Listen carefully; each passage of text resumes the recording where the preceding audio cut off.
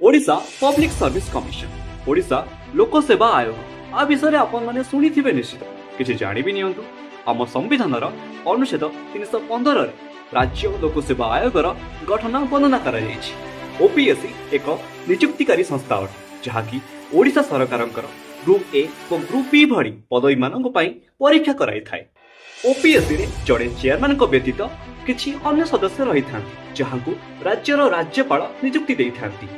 Chairman को छाड़ी अन्य सदस्य मानक संख्या स्थिर न थाए। तो जानिबा शिक्षागत योग्यता विषय रे चेयरपर्सन एवं अन्य सदस्य मानकर कौनसी प्रकारर शिक्षागत योग्यता एठारे स्थिर करा जाय नाही, किंतु ऑफिस रो 50% सदस्य सर्वनिम्न 10 वर्ष धरी राज्य सरकार किंबा केंद्र सरकार का अधीन रे कार्य करिथिबा दरकार। एबे आसुची कार्यकाल।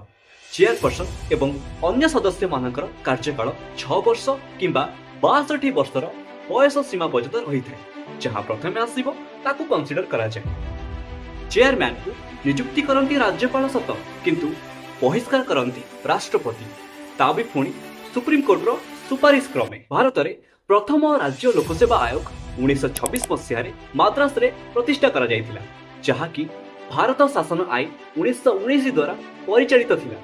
यह केवल गोटे राज्य पर उद्दिष्ट थिला। आपर भारत शासन आईन 1935 अनुसार समस्त राज्य को राज्य लोकसेवा आयोग गठन करने निमते आईनगत भित्ति मिली। आम ओडिशार लोकसेवा आयोग जहाँ को आम ओपीएससी बोली कहूँ, 1 एप्रिल 1949 प्रतिष्ठा होता।